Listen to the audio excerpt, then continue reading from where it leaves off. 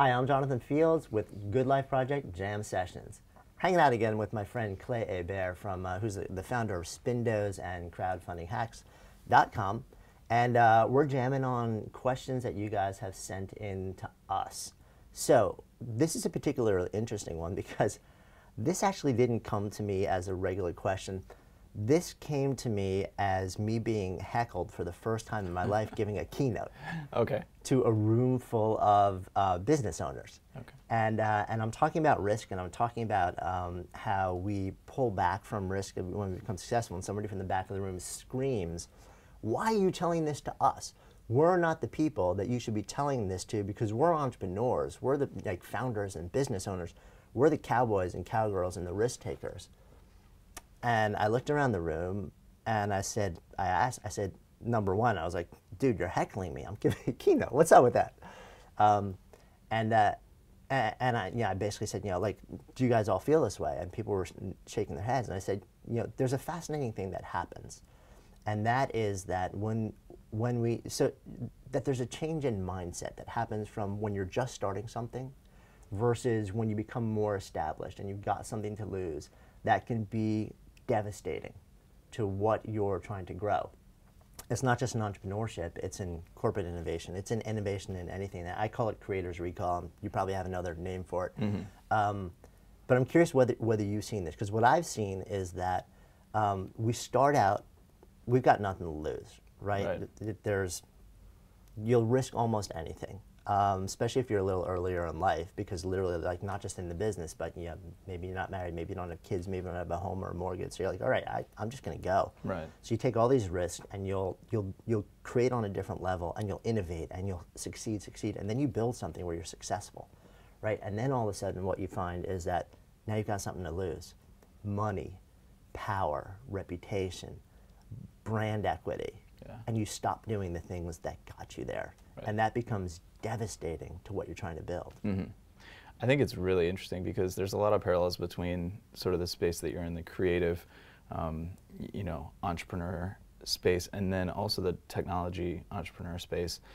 Steve Blank has talked a lot about what we've learned in the last 10 or 15 years is that startups are not just smaller versions of big companies, and that's why a lot of the startup advice over the last 15, 20 years has failed, because we just thought it was a smaller version of Ford or a smaller version of IBM, and in fact they're doing what you're saying, trying to find what they term product market fit, or you have this new idea, you're putting this new thing out into the world, and somebody wrote a great book called Uncertainty. There's a lot of uncertainty in that moment because you don't know.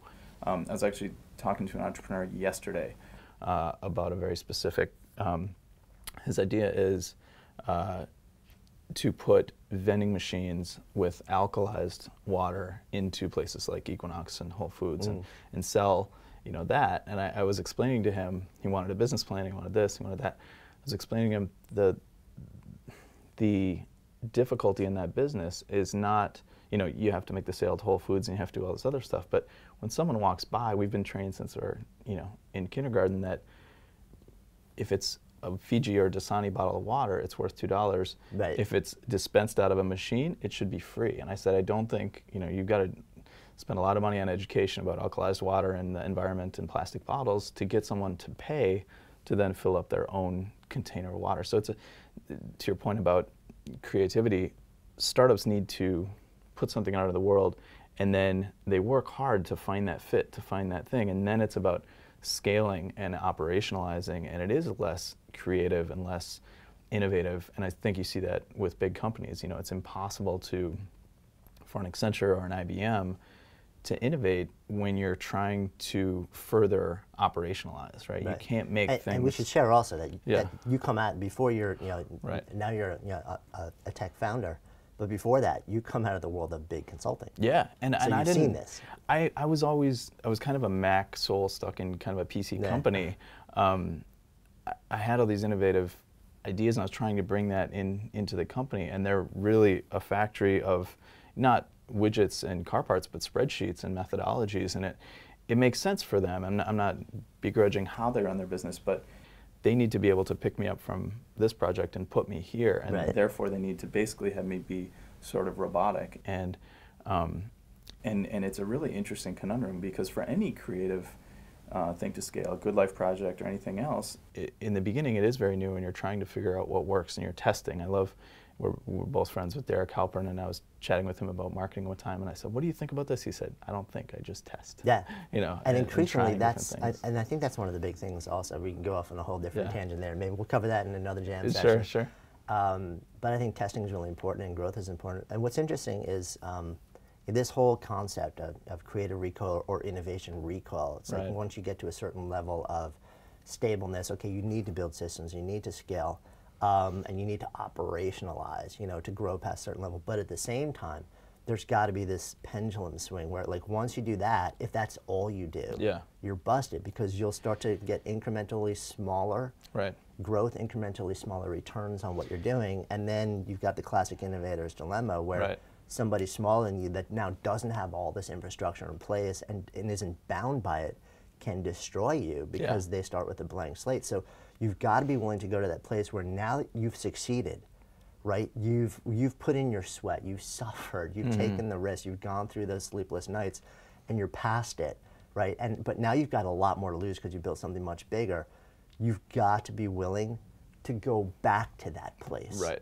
And that is what nobody wants to do. And that's in fact when a lot of people will sell. Right. Because they would rather sell than Yep. have to go back to that place and go into that gray area again in the name of setting up the next big leap forward. Yeah, exactly. And you see things like Google gets a lot of credit for their 20% time where, yes, they're 80% of the time they're running Google, this big enterprise organization, but 20% of everyone's time is allocated to individual projects that are still under the Google umbrella, and if it becomes Gmail or it becomes Google Docs, it's owned by Google, but it's like, go try something new and fail. And I've always thought about, what if organizations, as part of the metrics, as part of the review of your annual review or monthly review, it's show me how many times you failed. Yeah. You need to turn in some failures as much as you need to turn in successes. If you haven't failed, you're gone. If you can't show me, if you've only complied and you've only checked the box, you can't work here anymore. You got to bring me some failures. No, I love that. I was recently talking to Sarah Lewis, who's got this phenomenal book called The Rise, and she mentioned a story about Sarah Blakely, actually, who founded Spanx. Yep, right. You know, like woman, billionaire, self-made.